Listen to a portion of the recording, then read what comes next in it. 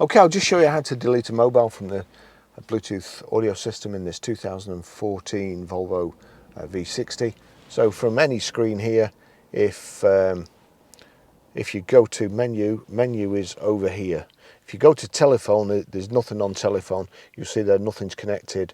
So if you go to menu, there, Barry's iPhone 12, the top is OK, the bottom red is exit. So on there, connect for phone or delete. So we just turn the rotary control to delete, click the top OK, then you have to just confirm the safety catch. So that's it gone.